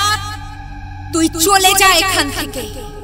এই গ্রাম আর আমার মাঝে তুই আসবি না, নইলে আমি তোকে ভস্ম করে দেব। আমি এই গ্রামের প্রতিটি মানুষকে শেষ করে দেব। এই গ্রামের মানুষগুলো আর মানুষ নেই, তারা অমানুষে পরিণত হয়েছে। পুরো গ্রামকে আমি শেষ করে দেব। যা বলছি, যা এখান থেকে। আমি মাথা নত করে মায়ের উদ্দেশ্যে হাত জোড় করে প্রণাম জানিয়ে বললাম, মা শান্ত হন মা। এই গ্রামের মূর্খ অবলা মানুষগুলো ভুল করেছে, তার জন্য এত বড় শাস্তি আপনি দেবেন না। আপনি দেবী, আপনি তো সব জানেন। এই গ্রামের মানুষগুলোর উপর কি ভয়ানক বিপদ আসতে চলেছে, এবং সেই বিপদ যদি আটকানো না যায় তাহলে ভয়ানক কিছু একটা ঘটনা ঘটে যেতে পারে। আর এই কাজ আমার একার পক্ষে করা সম্ভব নয় মা। আপনি শান্ত হন, আমি আপনাকে কথা দিলাম এরপর আর কোনোদিনও এই ভুল কাজ এই গ্রামের মানুষগুলো করবে না। শুধু আপনি আমাকে আশীর্বাদ করুন এবং আমার পাশে থাকুন মা, যাতে আমি ওই অপশক্তিকে পরাজিত করতে পারি। আমার ডাকে মা সাড়া দিল এবং একটু যেন শান্ত হলো। যতই হোক মা তো মাই হয়। সন্তানের কষ্টে মা কি কখনো মুখ ফিরিয়ে থাকতে পারে? তাই আমি বুঝতে পারলাম আমাকে কি করতে হবে এবং মায়ের আশীর্বাদ নিয়ে সেখান থেকে ফিরে এলাম এবং ওই অপশক্তিকে জব্দ করার উপায় মা আমাকে ধ্যানের মাধ্যমে জানিয়ে দিলেন। এরপর গ্রামে ফিরে দেখলাম একটা দুর্ঘটনা ঘটে গেছে। তাই গ্রামের লোকেরা ভয় পেয়ে মাটিতে লুটিয়ে পড়েছে, কারণ ঘরের মধ্যে মেঝের নিচ থেকে অদ্ভুত অদ্ভুত শব্দ শোনা যাচ্ছে। তাই মানুষজন বাইরে বেরিয়ে এসেছে। ঠিক সেই মুহূর্তে একজন কিশোর চিৎকার করে উঠল,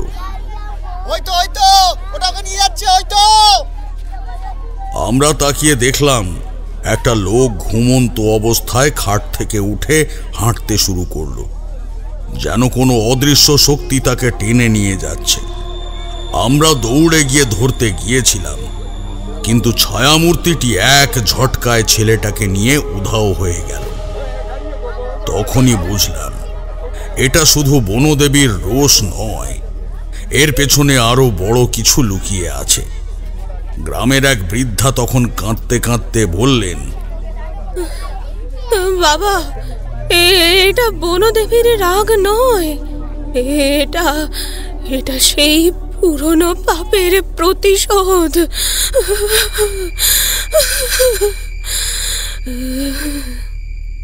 হ্যাঁ, কোন পাপ? অনেক বছর আগে এই গ্রামে এক ভয়ঙ্কর তান্ত্রিক বাস করত। সে ছিল কালো বিদ্যার সাধক। মানুষের রক্ত দিয়ে সে তন্ত্র সাধনা করত, আর তার শক্তি ধীরে ধীরে বাড়ছিল। তখন গ্রামের প্রবীণরা মিলে বনদেবীর কাছে আশ্রয় চেয়েছিল। বনদেবী রুষ্ট হয়ে সেই তান্ত্রিককে হত্যা করেন এবং তার দেহ মাটির নিচে পুঁতে দেন সেই বেলগাছের ঠিক নিচে। এই কারণেই যতদিন সেই বেলগাছ ছিল ততদিন বনদেবী গ্রামকে সুরক্ষিত রেখেছিলেন। কিন্তু লোকের লোভের বশে বনদেবীর সেই আশ্রয় নষ্ট হয়েছে। ফলে শুধু বনদেবীই রুষ্ট হননি, সেই তান্ত্রিক সাধকের আত্মাও মুক্ত হয়ে গেছে। আর এখন সে শুধু প্রতিশোধ নেবে না, পুরো গ্রামটাকে ধ্বংস করে দেবে। এরপর কি হলো? তারপর সেই রাতেই গ্রামে আরেকটি মৃত্যু হলো। তবে এবার মৃতদেহটি শুধু নিথর পড়েছিল না, সেটার চেহারা বিকৃত হয়ে গিয়েছিল। চোখ দুটো যেন কালো হয়ে গিয়েছিল, মুখ হাঁ করে এমন ভাবে আটকে ছিল যেন মৃত্যুর মুহূর্তে লোকটা এমন কিছু দেখেছিল যা সে কল্পনাও করতে পারেনি। তাহলে ঠাকুরমশাই, এবারে কি করে আপনি এই অপশক্তির সঙ্গে লড়াই করলেন? আর শেষ পর্যন্ত কি ওই অপশক্তিকে ধ্বংস করা সম্ভব হলো এবং বনদেবীকে কি সন্তুষ্ট করা গেল? হ্যাঁ বিভূতি, শেষ পর্যন্ত বনদেবীকে সন্তুষ্ট করা সম্ভব হয়েছিল, আর সেই অপশক্তিকেও বন্দী করা গিয়েছিল। দেবীর আশীর্বাদ থাকলে কোনো অশুভ শক্তি টিকে থাকতে পারে না।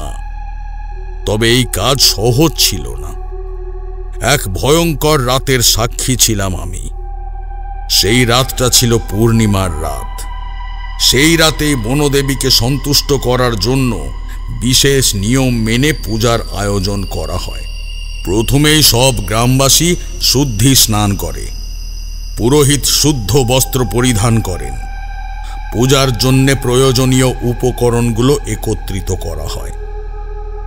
পুজোর উপকরণগুলি হল আকন্দ ফুল, বেলপাতা এবং শ্বেতপদ্ম, যেটা বনদেবীর প্রিয় ফুল, গঙ্গা জল ও কুমকুম পবিত্রতা রক্ষার জন্য, ধূপ, দীপ, চন্দন ও গোঘৃত পূজার শুদ্ধতার জন্য, বেলগাছের ডাল ও পাতা বনদেবীর আশ্রয় হিসেবে, একটি ব্রোঞ্জের ঘট যার মধ্যে কাঁচা দুধ, গঙ্গা জল ও তুলসী পাতা রাখা হয়, সর্ষে, নারকেল, মধু ও খাঁটি ঘি যজ্ঞের জন্য, একটি বেল ফল যা বনদেবীর প্রতীক হিসেবে ব্যবহৃত হয়। পুজোর দিন গ্রামের প্রবীণরা ও যুবকেরা একত্রিত হল। আমরা গভীর রাতে জঙ্গলের সেই জায়গায় গেলাম যেখানে বেলগাছটি ছিল। বনদেবীর উদ্দেশ্যে এক বিশেষ মন্ত্র উচ্চারণ করা হল। ওং হ্রিং বনদেবী স্বাহা। ওং বনদেবী মহাদেবী সর্বভূতে দয়া করো। সর্বানন্দ জননী, সর্বসিদ্ধি জননী, তোমার আশীর্বাদে ধবল গঙ্গা শুদ্ধ হোক। ওং বনদেবী স্বাহা। যজ্ঞের ধোঁয়া যখন আকাশের দিকে উঠতে থাকল, তখনই যেন পুরো জায়গাটা এক অদ্ভুত শক্তিতে ভরে উঠল। বাতাস ভারী হয়ে গেল, মনে হচ্ছিল চারিদিকে কোনো শক্তির উপস্থিতি রয়েছে। তারপরই হঠাৎ প্রবল ঝোড়ো বাতাস বইতে শুরু করল।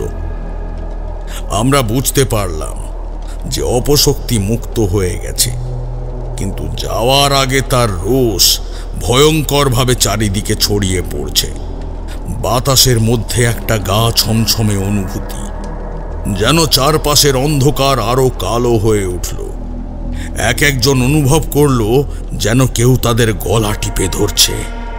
মাঠের পাশে থাকা গাছপালাগুলো অদ্ভুতভাবে দুলতে লাগলো, যেন কোনো অদৃশ্য শক্তি তাদের আক্রমণ করছে। এরপর আমি বিশেষ তান্ত্রিক বিধি মেনে অপশক্তিকে বন্দী করার আয়োজন করা শুরু করলাম। অপশক্তি বন্দী করার উপকরণ হিসেবে আমি নিলাম একটি ছোট মাটির কলসি, একটি কাঁচা নারকেল যা অপশক্তির প্রতীক, একটি কালো সুতো অপশক্তিকে বাঁধার জন্য, সর্ষে, লঙ্কা, ধুনো ও শ্মশানের মাটি, একটি ছাগলের তাজা রক্ত, রুদ্রাক্ষ মালা ও কালো হলুদ। পূজার সময় মাটির কলসির মধ্যে তাজা ছাগলের রক্ত ও শ্মশানের মাটি রাখা হলো। এরপরে সেই কলসির মুখ বন্ধ করার আগে একটি শক্তিশালী মন্ত্র পাঠ করা হলো। ওং হ্রাং হ্রিং হ্রৌং কলঙ্কিনী মহাশক্তি, নির্মল কৃপা করো। দুষ্ট আত্মা দণ্ডিত হোক, বন্দী হোক, বিনষ্ট হোক। ওং অগ্নি শক্তি বজ্র প্রহার, অগ্নিশক্তি বিনাশনং স্বাহা। মন্ত্র উচ্চারণ করতেই কলসিটি প্রচণ্ডভাবে কাঁপতে থাকে, যেন ভেতর থেকে কেউ মুক্তি পাওয়ার চেষ্টা করছে। বাতাস আরো ভয়ঙ্কর হয়ে ওঠে, চারিদিকে বিকট গর্জন শোনা যায়। আমি বললাম, এখনই কলসিটিকে মাটির নিচে পুঁতে ফেলতে হবে। গ্রামবাসীরা দ্রুত মাটির গভীরে একটি গর্ত খনন করে কলসিটিকে সেখানে রেখে তার উপরে একটি নতুন বেলগাছ রোপণ করা হয়। বেলগাছ দেবীর আশ্রয়, যেহেতু এখানেই বনদেবী ছিলেন, তাই তাকে আবার আহ্বান করা হলো। আমি আবার মন্ত্র পড়তে শুরু করলাম। ওং বেল বৃক্ষায় নমঃ, সর্ব পাপ বিনাশনং, সর্বশুদ্ধি করমা, ধবলডাঙ্গা রক্ষা করো। ওং বনদেবী স্বাহা। বেলগাছ রোপণ করতেই যেন এক অদ্ভুত শান্তি নেমে এলো। ঝোড়ো বাতাস থেমে গেল, আশেপাশের গাছের পাতাগুলো স্থির হয়ে গেল, আর সেই অদ্ভুত চাপা গর্জনও মুছে গেল বাতাস থেকে। এরপর থেকে এই গ্রামে ধীরে ধীরে শান্তি ফিরে আসতে শুরু করলো। তারপরে আর কোনো মৃত্যুর ঘটনা ঘটেনি, আর কোনো রাতের অন্ধকারে ভয়ঙ্কর ছায়া দেখা যায়নি। গ্রামের মানুষ বুঝল প্রকৃতি ও দেবতাদের অসম্মান করলে কি ভয়ঙ্কর পরিণতি হতে পারে। বনদেবীর আশীর্বাদ ফিরে এলো, আর ধবলডাঙ্গা মুক্ত হলো অভিশাপ থেকে। কিন্তু ঠাকুরমশাই, যদি আবার কেউ সেই বেলগাছ কাটে? তাহলে সবকিছু আবার শুরু হবে। ধবলডাঙ্গার আকাশে নতুন সূর্য উঠল, যেন প্রকৃতি আবার প্রাণ ফিরে পেল। এতদিন যে গ্রামে শুধু ভয় আর মৃত্যুর ছায়া ঘুরে বেড়াতো, সেই গ্রামে যেন এক নতুন প্রাণের সঞ্চার হলো। বাতাসে আর কোনো অশুভ গন্ধ নেই, বরং কাশ ফুলের সৌরভ ভেসে আসছে। শিউলি ফুলের মিষ্টি সুবাস জানান দিচ্ছে দেবীর আশীর্বাদ আবার ফিরে এসেছে এই গ্রামে। গ্রামের মানুষজন সকাল সকাল উঠেই দেখল গাছে নতুন কচি পাতা গজিয়েছে। জঙ্গলের মধ্যে দিয়ে হেঁটে গেলে মনে হয় সব গাছপালা যেন প্রাণ ফিরে পেয়েছে। এক সময় যেখানে গাছের শুকনো ডাল ঝুলত, সেখানে এখন নতুন সবুজ পাতা দেখা যাচ্ছে। মাঠের ফসল আগের চেয়েও সতেজ হয়ে উঠেছে, যেন মাটি নিজেই তার সমস্ত শক্তি দিয়ে ফসলকে নতুন জীবন দিয়েছে। জলাশয়গুলোর জলও বদলে গেছে। আগে যেখানে জলের মধ্যে কালচে আভা ছিল, যেখানে মাছেরা তেমন আসতো না, সেই জলে এখন আবার মাছের ঝাঁক দেখা যাচ্ছে। ছোট ছোট কাঁকড়া আর ব্যাঙ লাফিয়ে লাফিয়ে বেরিয়ে আসছে, যেন তারাও মুক্তির আনন্দে সামিল হয়। যে মাঠে কিছুদিন আগেও ভয় আর মৃত্যু ঘুরে বেড়াতো, যেখানে কালো ছায়ার উপস্থিতি অনুভব করা যেত, এখন সেখানে রোদের ঝলমলে আলো। কিষানেরা আবার কোদাল কাঁধে মাঠের দিকে যাচ্ছে। এখন রাত নামলেও গ্রামের বাতাসে ভয় নয়, বরং পুজোর ধূপের গন্ধ ভেসে আসে। মানুষ নিশ্চিন্তে রাতের আকাশ দেখে। তারা দেখে আকাশে নক্ষত্রেরা আগের চেয়েও উজ্জ্বল। তাহলে বুঝতে পারলে তো, প্রকৃতিকে সম্মান করলে প্রকৃতি তোমাকে দ্বিগুণ দিয়ে ফেরত দেয়। আমরা বনদেবীর আশীর্বাদ পেয়েছি, আমাদের উচিত প্রকৃতিকে রক্ষা করা। আমি ঠাকুরমশাই এর কথাকে সম্মতি জানিয়ে বললাম, একদম ঠিক কথা বলেছেন ঠাকুরমশাই। প্রত্যেকটা মানুষেরই উচিত বনকে রক্ষা করা, আর আরো বেশি বেশি করে গাছ লাগানো। তাহলে ঠাকুরমশাই, গাছেদেরও প্রাণ আছে, তারাও এই পৃথিবীর বুকে বাঁচতে চায়। পৃথিবীর জল, আলো, বাতাস তারাও প্রাণ ভরে নিতে চায়। তাদের জীবন কেউ কেড়ে নিলে তাদের আত্মাও এই পৃথিবীর বুকে ঘুরে বেড়ায়। ঠাকুরমশাই ঠোঁটের ফাঁকে হাসি নিয়ে বললেন, হ্যাঁ, এটা তুমি একদম ঠিক বলেছ। মানুষের মতো প্রতিটা গাছেরও প্রাণ আছে, তাদেরও আত্মা আছে। অস্বাভাবিকভাবে তাদের মৃত্যু হলে তাদের আত্মাও এই পৃথিবীর বুকেই ঘুরে বেড়ায়, এবং আমরা তা উপলব্ধিও করতে পারি না।